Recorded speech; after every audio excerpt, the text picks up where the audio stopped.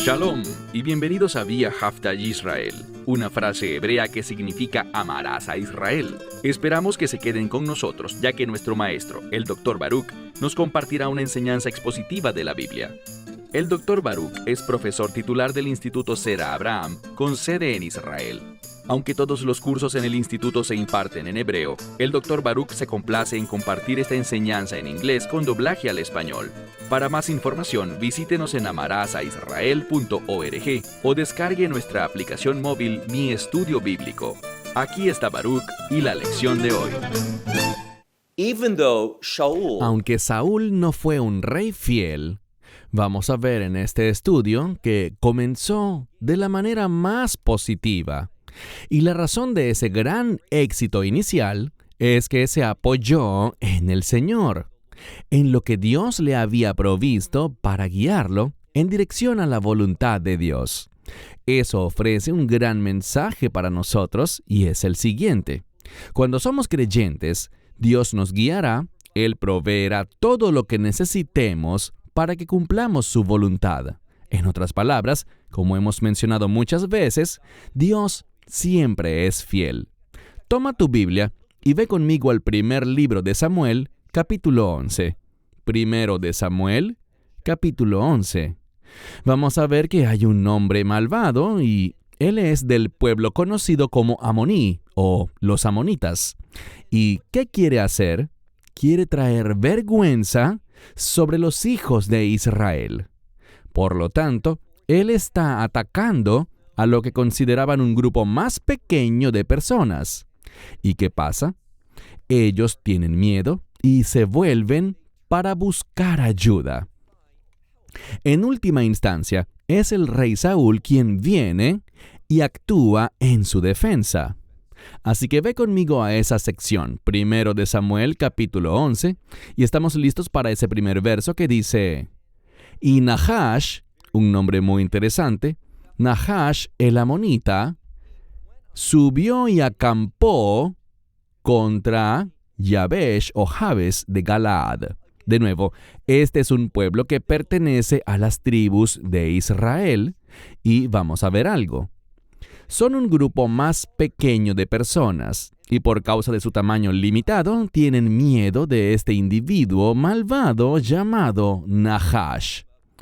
Mira de nuevo, dice que Nahash el amonita subió y acampó contra Jabes de Galaad, y todo el pueblo de Yabesh o de Jabes dijo a Nahash: Haz con nosotros un pacto y te serviremos. El pacto del que hablaban era un acuerdo mediante el cual el pueblo de Jabes de Galaad los serviría, y por lo tanto, él no los atacaría ni les causaría la muerte. Ellos temían por su supervivencia. Y noten lo que dice él, Nahash, en respuesta a esto. Verso 2.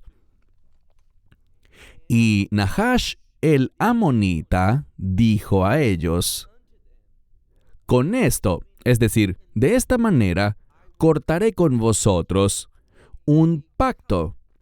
Y es de la manera siguiente: si puedo sacar vuestro ojo derecho y poner sobre vosotros vergüenza y oprobio sobre todo Israel. Es interesante porque este nombre Nahash es la misma palabra que describe a aquella serpiente en el huerto del Edén, que engañó a Eva y trajo el pecado entre la humanidad. Y lo que vemos aquí, en mi opinión, es un ejemplo de cómo trabaja el enemigo. Una de las herramientas más poderosas del enemigo es el miedo. Noten que encontramos que, por causa de ese miedo, el pueblo de Jabes de Galaad está dispuesto a servir a Nahash, servir a este hombre malvado. Eso no es la voluntad de Dios, mas ellos no están preocupados por la voluntad de Dios y ese es el problema. Pero les diré esto: cuando no estás comprometido con la voluntad de Dios, puedes estar seguro de que el enemigo lo sabe, y el enemigo va a aprovecharse de eso. Va a venir contra ti para producirte miedo y para esclavizarte.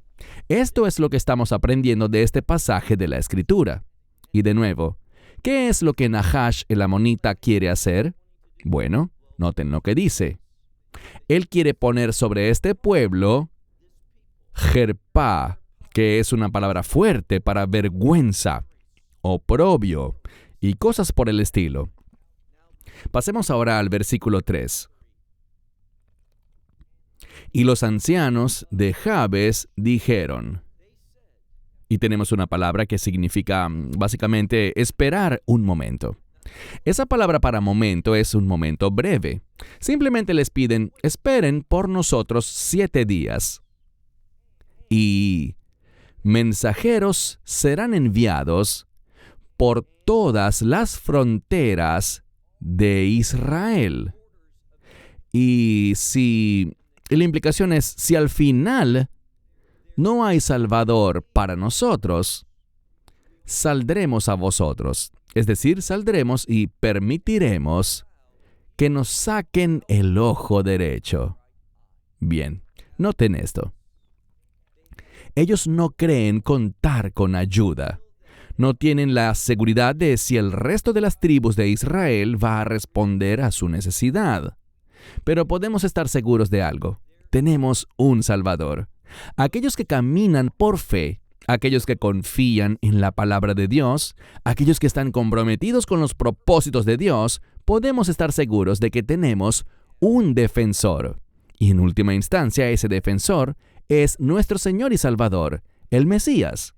Lo que encontramos aquí es que están enviando mensajeros a todas las fronteras de Israel para ver si alguien viene en su ayuda. Verso 4. Y los mensajeros vinieron, y noten que vinieron a Gibeá de Saúl. Allí es donde residía Saúl. Allí es donde él estaba. Y vemos la providencia de Dios. Saúl es llamado a ser el líder de los hijos de Israel. El rey, en otras palabras. Y por lo tanto, providencialmente, encontramos que este mensaje de ayuda pasó a través de estos mensajeros directamente a Saúl. Y noten lo que dice, versículo 4.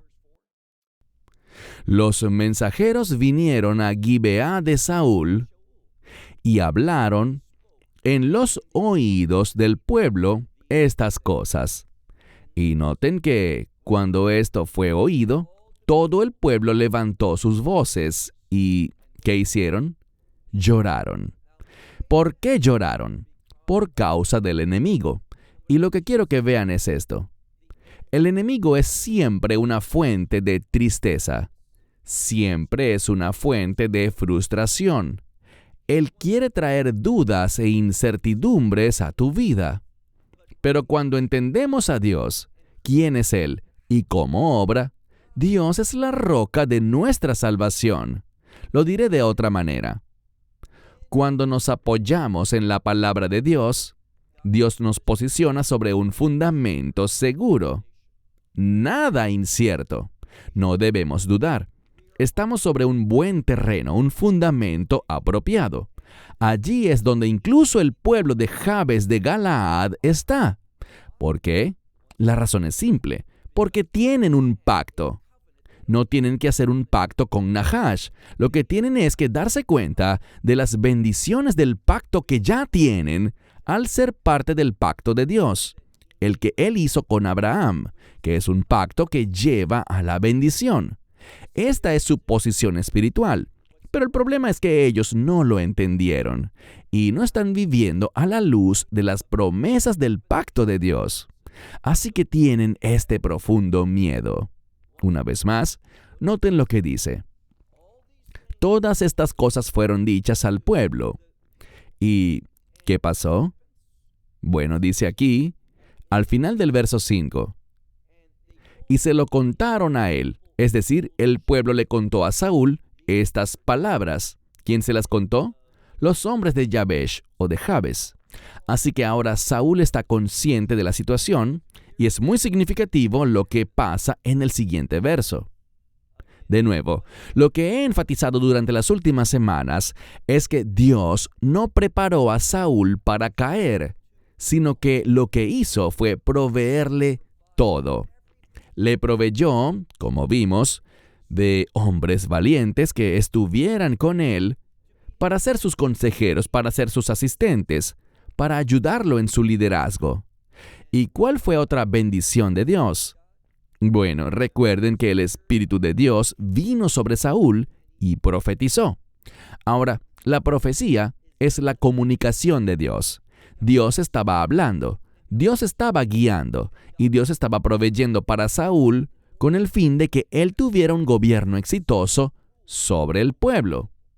Dios no nos prepara para el fracaso. Dios quiere que triunfemos sobre los planes del enemigo. Y esto es lo que estamos aprendiendo en este pasaje de la Escritura. Mira ahora un verso muy significativo, es el verso 6 de nuestro capítulo, donde dice, Ruach Elohim, es decir, el Espíritu de Dios, descendió sobre Saúl cuando oyó estas palabras. El Espíritu de Dios vino sobre Saúl cuando él escuchó sobre esta situación. ¿Qué aprendemos de esto? Muy sencillo. Cuando el rey Saúl oyó estas cosas, ¿qué sucedió? Él entendió algo. Entendió que había una necesidad. ¿Y quién estaba allí para ayudarlo? Pues no tenemos que adivinar. Aquí lo dice. El Espíritu de Dios. Es interesante que no dice el Espíritu del Señor. No dice el Espíritu Santo, sino el Espíritu de Dios. ¿Y por qué eso es importante? Ruach Elohim. Bueno, esta palabra Elohim es la palabra más común para Dios en las Escrituras, al menos en el Antiguo Testamento, en la Biblia hebrea. Elohim. ¿Y qué significa básicamente Elohim? Bueno, si hacemos un buen estudio de esta palabra, encontraremos que está conectada con el juicio. Dios, en el sentido más general, ¿quién es Él o cómo debemos pensar en Él? Él es nuestro juez. Es decir, todo el mundo, sin excepción, todos van a tener que rendir cuentas ante Dios de lo que hemos pensado, lo que hemos dicho, cómo nos hemos comportado, de todo. Y sabemos bíblicamente, lo vemos por ejemplo en Apocalipsis, que cada pensamiento, cada palabra, cada acción ha sido escrita en libros. Y viene un día de juicio. ¿Quién será el juez? En última instancia sabemos que es Dios. Entonces lo que encontramos aquí es que el Espíritu de Dios, Ruach Elohim, el Espíritu de este que es juez, ¿qué está haciendo?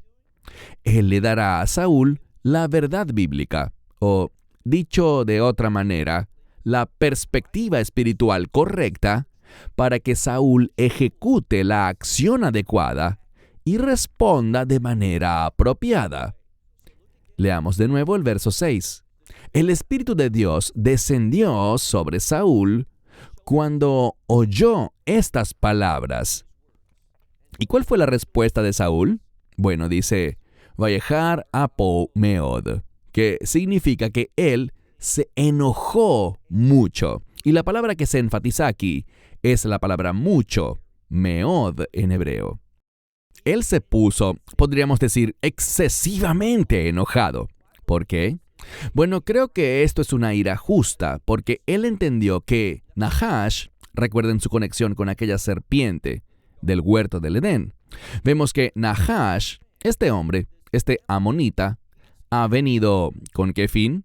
Para traer vergüenza, traer oprobio, traer reproche sobre todos los hijos de Israel. Eso es lo que el enemigo quiere hacer. Y por lo tanto, cuando Saúl entendió la batalla espiritual que tenía enfrente, se enojó excesivamente. Y esa era verdaderamente la respuesta adecuada. Pasemos al verso 7. ¿Cómo respondió Saúl a todo esto? No solo con ira, sino que noten lo que dice el verso 7. Y tomó un yugo de ganado. Bien, esto podría ser un par de animales o incluso un número mayor. Y dice que hizo algo. los cortó en pedazos. Así que fueron cortados este ganado. Y noten algo muy importante. Y los envió a todas las fronteras de Israel. ¿Cómo? Por mano de los mensajeros. Y leemos aquí que ellos iban diciendo: el que no salga tras Saúl, es decir, el que no lo siga en esto, el que rechace o que ignore lo que Saúl va a hacer, el que no siga tras él, y no solo a Saúl, sino, noten a quién más menciona, y tras Samuel. Bien, Samuel es conocido como un hombre de Dios. Y vemos aquí que algo maravilloso se nos está enseñando. Y es que tenemos al rey, o al que será rey, el rey Saúl, está trabajando mano a mano con Samuel, el profeta. Y así es como debe ser. Un rey no se debería sentar y, como es el rey, tomar sus propias decisiones, mirar la situación y ejercer su propio discernimiento humano para la toma de decisiones. Esa es una fórmula para el fracaso. ¿Qué debe hacer un rey justo? Él debe apoyarse en la revelación profética. Y vemos que Samuel es mencionado como una fuente de revelación, pero Dios está bendiciendo a Saúl porque en él mismo el Espíritu vino sobre él y fue capaz de recibir directamente revelación de Dios. Y supo cómo responder. Miren lo que hizo. Su primera respuesta fue una ira justa. Y en segundo lugar, está llamando a la nación de Israel a responder en unidad contra este ataque del enemigo. Mira de nuevo el verso 7. Y él, o sea Saúl, tomó un yugo de ganado y los cortó en pedazos y los envió a todas las fronteras de Israel, o sea, a todo Israel, por mano de estos mensajeros, diciendo: aquel que no salga siguiendo a Saúl y a Samuel, así se hará con su ganado. Bien, el ganado significa algo. Cada vez que hablamos de ganado en sentido general, ya sea un rebaño de ovejas y cabras, ya fueran bueyes o en este caso, ganado, eso representa algo. Y eso es dinero. Lo que él está diciendo es esto: si no respondes, si no participas en lo que voy a hacer como líder de Israel, vas a encontrar que sufrirás una pérdida financiera. Ahora, el enemigo quiere traer derrota y vergüenza y oprobio sobre nosotros. Pero hay algo más que se está enseñando aquí, y es lo siguiente. Cuando no obedecemos los propósitos de Dios, cuando no estamos participando en la obra de Dios, cuando no somos guiados por la verdad profética, ¿qué estamos haciendo? Vamos a experimentar una pérdida. Y esto es lo que la palabra de Dios nos está enseñando. Cuando nos quedamos de brazos cruzados y no hacemos las cosas que Dios quiere que hagamos, eso nos va a costar mucho. Por lo tanto, Saúl nos está revelando eso cuando dice: así se hará a cualquiera que no salga detrás de mí y detrás de Samuel. Si alguien no sale, sino que se queda de brazos cruzados, así se hará con su ganado. ¿Y qué pasó? Bueno, algo bueno, dice: y el temor del Señor cayó sobre el pueblo, y salieron Keish Ahad. ¿Qué significa eso? Como un solo hombre. Otro principio importante se está enseñando aquí. Todo esto ocurrió no por iniciativa de Saúl. Debemos recordar el evento desencadenante. ¿Y cuál fue? Bueno, regresemos al verso 6. Allí se nos dice que el Espíritu de Dios descendió sobre Saúl cuando oyó estas palabras. Así que la fuente clave de esta revelación es el Espíritu de Dios, quien le dio claridad a Saúl en cuanto a qué hacer. Él quería traer unidad, y aquí está la clave. Cuando nos sometemos a la voluntad de Dios, esa sumisión, esa obediencia, va a producir unidad entre el pueblo de Dios. Y cuando el pueblo de Dios está unificado con los propósitos de Dios y con el mismo Dios, serán una fuerza definitivamente invencible. Debemos entender que necesitamos encontrar la verdad profética. Necesitamos someternos a esa verdad profética. Tenemos que aplicar esa verdad profética a nuestra vida para que estemos del lado de la victoria. Y esa es la victoria que Dios comparte con nosotros.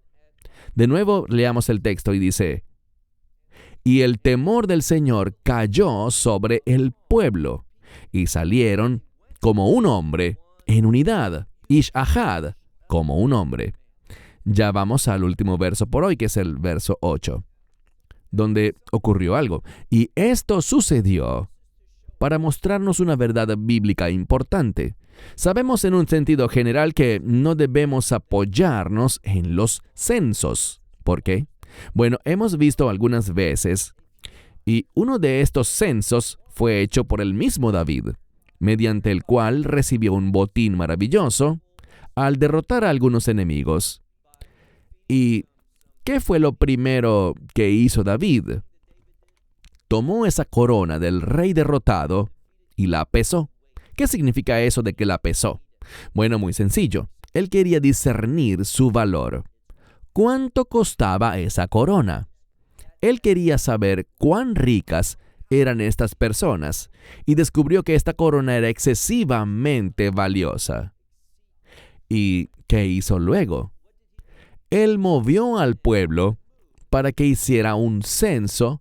Y recordarás que uno de sus generales le dijo: no hagas tal cosa, no salimos a la batalla porque somos más fuertes que los demás pueblos. No salimos para saquear con el fin de que nos hagamos ricos. Así no responden los hijos de Israel. ¿Qué hacían ellos? Salían a la guerra cuando Dios los llevaba a la guerra. Así que Dios es quien toma esa decisión y no el pueblo. Pero David no estaba actuando en fe. Estaba siendo desobediente y estaba siendo guiado por el deseo de acumular riquezas en lugar de caminar en obediencia a Dios. Y esto ciertamente no terminó bien con él. Bien, esta es la verdad. Debemos ser personas que entienden la voluntad de Dios. ¿Y cómo la entendemos? Por la verdad profética. Por eso vemos, yendo de nuevo al verso 6, que todo esto es desencadenado por el Espíritu de Dios viniendo sobre Saúl y guiándolo a poner esto en orden. Ahora sí, leamos nuestro último verso, el verso 8. Dice que en cierto lugar, y ese lugar es Besek. Besek significa algo que es rápido, algo veloz. Y lo que encontramos aquí es esto, que fueron contados, es decir, que se tomó un censo en Besek. Es decir, se tomó un censo y fue tomado rápidamente.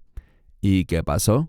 Bueno, noten lo que dice, que los hijos de Israel eran 300,000, un número grande. Y los hombres de Judá. Ahora, ¿por qué se separa a Judá? Bueno, sabemos que el Mesías viene de la tribu de Judá. Y por lo tanto, hay eruditos que entienden que Judá está siendo separado aquí porque así es como percibimos la influencia del Mesías. ¿Qué hacemos? Bueno, ponemos las cosas en orden. Entendemos nuestra fuerza. No con el fin de hacer lo que queremos, sino con el fin de obedecer a Dios. Hacemos un inventario de quiénes somos, dónde estamos espiritualmente, y luego salimos en obediencia a la decisión del Rey. Y el Rey de Reyes y Señor de Señores es ciertamente el Mesías. Y peleamos las batallas que Dios nos lleva a pelear. Entonces dice que se tomó un censo en Besek y los hijos de Israel eran 300,000. Y los hombres de Judá eran 30,000. ¿Qué vemos aquí? Bueno, vemos 330,000 en total. Yo diría que cuando miramos eso, vemos el número 33. Por supuesto eran 330,000, pero lo que se destaca es ese 33. Eso está en acuerdo con el tiempo de vida del Mesías. Eso nos está enseñando una verdad muy importante y es esta. Si queremos tener la vida del Mesías, guiándonos, dirigiéndonos, proveyéndonos, entonces, ¿qué hacemos? Debemos seguir la verdad espiritual que se está delineando para nosotros en este pasaje, que es la siguiente. Hay un enemigo. Siempre está ese Nahash, esa serpiente, que quiere traer vergüenza y oprobio y reproches sobre el pueblo de Dios. Pero si nos sometemos a un líder justo, y aquí vemos que este líder justo era Saúl, trabajando en equipo con Samuel, ¿qué sucede? Bueno, vamos a ver la próxima semana que algo bueno ocurrió. ¿Por qué? Porque estaban siguiendo la revelación del Espíritu de Dios, la verdad de Dios, los propósitos de Dios, para vivir de una manera que diera como resultado la gloria de Dios. A eso es a lo que Dios está llevando a su pueblo, a comportarse de una manera que manifieste su gloria. Cuando leemos este pasaje de 1 de Samuel 11, vemos un pasaje altamente espiritual que nos enseña muchos principios importantes para saber cómo enfrentar y responder al enemigo. Insistentemente, el enemigo saldrá a encontrarnos, por lo que tenemos que saber cómo responder, y no respondemos basados en nuestro intelecto, en nuestra perspectiva, en lo que pensamos o lo que parece correcto a nuestros ojos. Todo eso es una fórmula para el fracaso, la derrota y la vergüenza. Pero cuando escuchamos a Dios, cuando somos guiados por su Espíritu y cuando hacemos lo que es sabio, haciendo un inventario espiritual y recordando lo que Dios ha provisto, su liderazgo, lo que Dios ha realizado en nuestra vida para que podamos servirle y cumplir su voluntad, cuando esto está en el corazón de nuestro pensamiento, Dios nos guiará, nos dirigirá y nos conducirá para que experimentemos la victoria. Debemos recordar esto. Dios nos ama y Dios no nos prepara para el fracaso. Si permanecemos sumisos y obedientes, apoyándonos en Él, instituyendo e implementando su verdad en nuestra vida, podemos esperar que Dios provea y que Dios se mueva poderosamente para que nosotros también compartamos la victoria del Señor. Eso es lo que a Dios le encanta. Él es un Dios victorioso a quien le encanta que su pueblo de pacto comparta su victoria con Él. Cierro con esto hasta la próxima vez. Shalom, desde Israel. Shalom from Israel. Esperamos que te hayas edificado con el mensaje de hoy y lo compartas con otros. Te invitamos a seguir nuestros estudios cada semana por este canal y por el portal de YouTube de Amarás a Israel. También puedes descargar nuestra aplicación móvil gratuita, Mi Estudio Bíblico. Finalmente, para obtener más información sobre nosotros, visita nuestra web amarasaisrael.org, donde encontrarás otras conferencias de Baruch en audio, video y texto. Hasta el próximo programa. Que el Señor te bendiga en Yeshua HaMashiach, Jesús el Mesías, mientras caminas con Él. Shalom desde Israel.